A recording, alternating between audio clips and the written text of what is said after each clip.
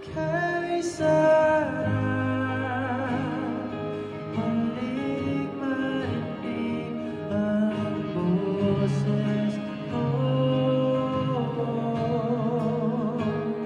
Kamusta yung araw?